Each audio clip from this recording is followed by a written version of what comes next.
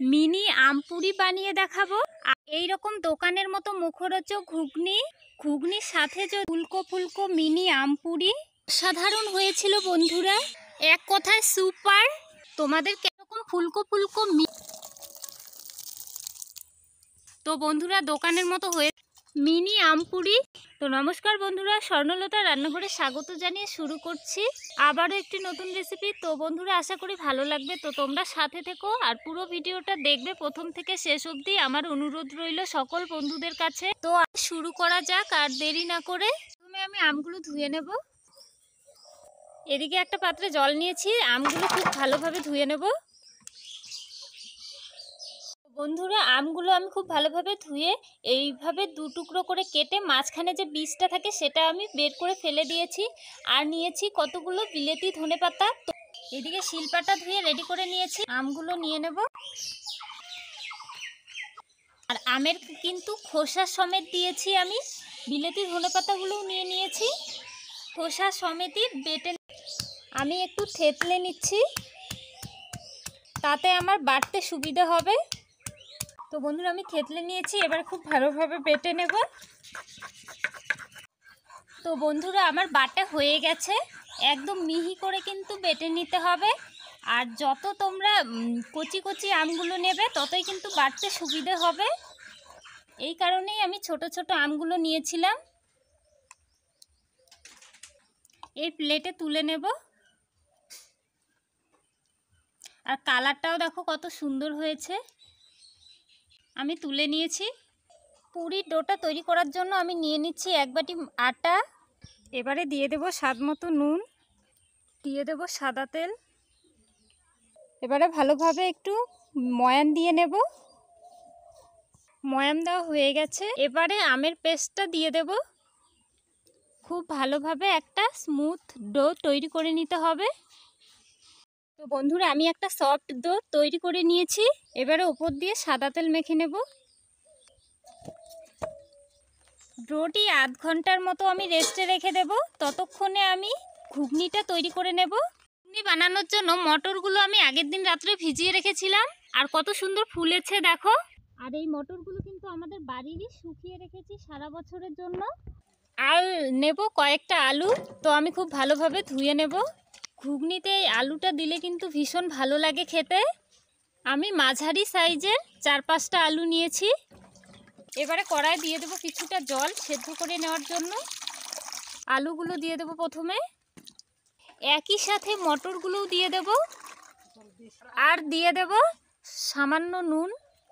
এবারে ঢাকা দিয়ে দেব। তো বন্ধুরা আমি এদিকে উনুন ধরিয়ে দিয়েছি, 10 থেকে 15 মিনিটের মতো আমি সেদ্ধ করে নেব। ততক্ষণে চলো বন্ধুরা আমি মশলাটা করে নিয়ে আসি। তো বন্ধুরা আমি বাটা মশলায় রেখেছি আদা, রসুন, পেঁয়াজ, আর এদিকে পাকা লঙ্কা, গোটা জিরে, ধনে, সব কিছু আমি বেটে নেব। তো বন্ধুরা আমি সব কিছু নিয়ে নিচ্ছি শিলের মধ্যে। আর কিছুটা পেঁয়াজ রেখে দেব ফোড়নে দেওয়ার জন্য, আর বাকি সব কিছু নিয়ে নেব।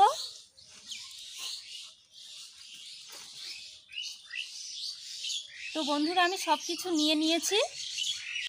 তো বন্ধুরা মশলাটা আমাকে মা বেটে দিচ্ছে, একদম মিহি করে বেটে নিতে হবে। তো বন্ধুরা বাটা কমপ্লিট হয়েছে, এবারে তুলে নেব এই প্লেটে। আর দেখো কতটা ফিনিশিং হয়েছে।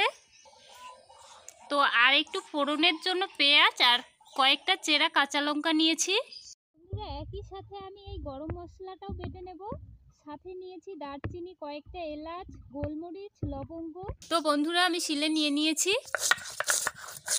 দেখো বন্ধুরা কত সুন্দর মিহি হয়েছে। এই প্লেটে তুলে নেব। দেখো গরম মশলার বাটার কালারটাও কত সুন্দর হয়েছে। দোকানের কেনা গুঁড়ো মশলা থেকে কিন্তু অনেকটাই সুন্দর হয়েছে। পুরো 15 মিনিট হয়ে গেছে, এখন ঢাকাটা তুলে নেব। আর দেখো কত সুন্দরভাবে সেদ্ধ হয়েছে আলু আর মটরগুলো। তোমাদের একটা তুলে দেখাচ্ছি কতটা সুন্দর সেদ্ধ হয়েছে। দেখো বন্ধুরা কত সুন্দর সেদ্ধ হয়েছে, হাত দিয়ে একটু চাপ দিয়েছি তাতেই মিহি হয়ে গেছে। আর আলুগুলোও দেখো কত সুন্দর সেদ্ধ হয়েছে, খুন্তিতে সামান্য চাপ দিয়েছি তাতেই ভেতরে ঢুকে গেছে। এবারে নামিয়ে নেব এই গামলাতে। বন্ধুরা এখন আমি আলুর খোসাগুলো ছাড়িয়ে নেব। আর এই ঘুগনিটা কিন্তু একদম দোকানের মতো খেতে হবে। প্লেটে নিয়ে নেব। তো বন্ধুরা আমি সবগুলো খোসা ছাড়িয়ে নিয়েছি। এবারে বটির সাহায্যে কেটে নেব। এরকম 4 টুকরো করে নেব।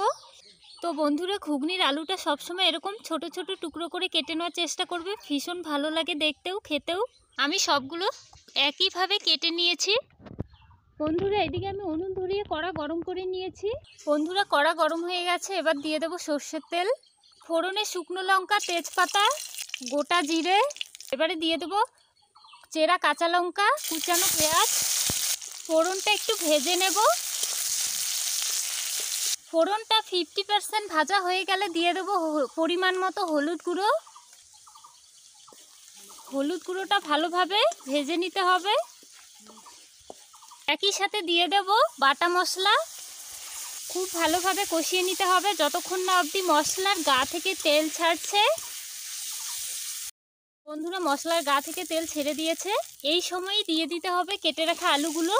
একই সাথে দিয়ে দেবো মটরগুলো, আর খুব ভালোভাবে মিশিয়ে নিতে হবে। এবারে বন্ধুরা স্বাদ মতো নুন দিয়ে দিতে হবে। তোমরা তোমাদের স্বাদ অনুযায়ী নুনটা দিয়ে দেবে। খুব ভালোভাবে মিশিয়ে নিতে হবে। 5 থেকে 7 মিনিটের মতো কষিয়ে নিতে হবে। তো বন্ধুরা আমি খুব ভালোভাবে কষিয়ে নিয়েছি, আর দেখো কালারটাও কত সুন্দর হয়েছে।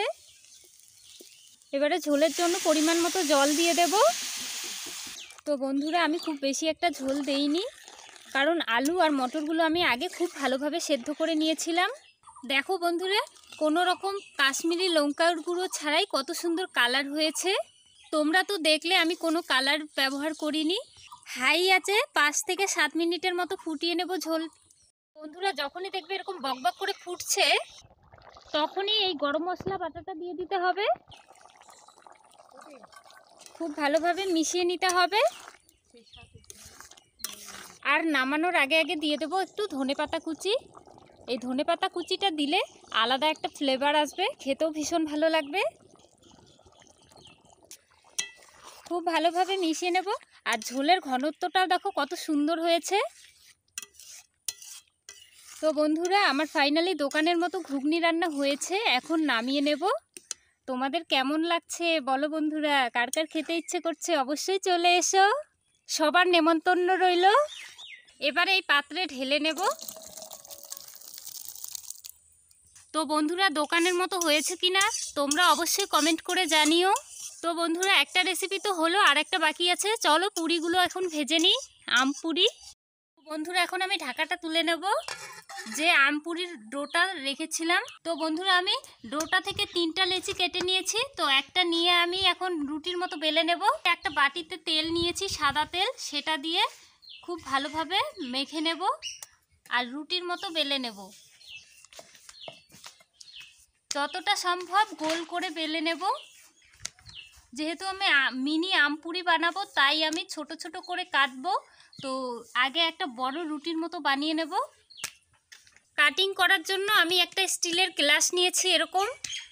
তো বন্ধুরা একটা রুটির মতো গোল করে বানিয়ে নিয়েছি। এবার এই গ্লাসের সাহায্যে শেপগুলো দিয়ে নেব। একটা হয়ে গেছে, এই সাইডে আরেকটা হবে।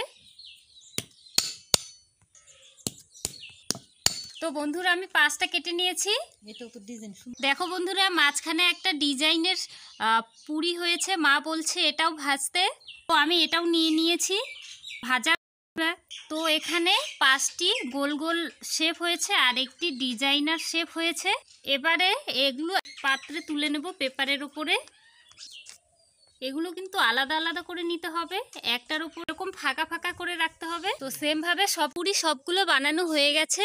আর দেখো কত দিকে তেলটা খুব ভালোভাবে গরম করে নিয়েছি। এবারে আম পুরিগুলো নিয়ে দিয়ে দেব তেলে, একসাথে 2-3টে দিয়ে দেব। আর দেখো কত সুন্দরভাবে ফুলে উঠছে, কত উঠেছে দেখো বন্ধুরা। সবগুলো পুরি কিন্তু খুব সুন্দরভাবে ফুলে উঠেছে। আর এভাবে ফুলে উঠলে কিন্তু ভাজতেও ভীষণ ভালো লাগে, মন খুশিতে ভরে ওঠে। মিনি আমপুরিগুলো কত সুন্দর হয়েছে বন্ধুরা, তেলে দিতে কত সুন্দরভাবে ফুলে উঠেছে। তো বন্ধুরা আমার ভাজা হয়ে গেছে, এবার তেল ঝরিয়ে তুলে নেব। আর দেখো কালারটাও কত সুন্দর হয়েছে। এই পেপারের সাইডে নামিয়ে নেব। প্রত্যেকটাই দারুণ ফুলেছে। সব অবশ্যই এই আমপুরিটা বানিয়ে ট্রাই করে দেখবে, ভীষণ ভালো লাগে কিন্তু খেতে। বন্ধুরা আমার সবগুলো আমপুরি ভাজা হয়ে গেছে, আর প্রত্যেকটাই দেখো কত সুন্দরভাবে ফুলেছে। তোমাদের এই প্লেটে সার্ভ করে দেখাচ্ছি। কত সুন্দর কালারও এসেছে।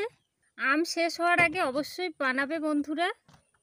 তো বন্ধুরা আমি আমপুরিগুলো সাজিয়ে নিয়েছি, আর একটি থালায় এই ঘুগনিটাও।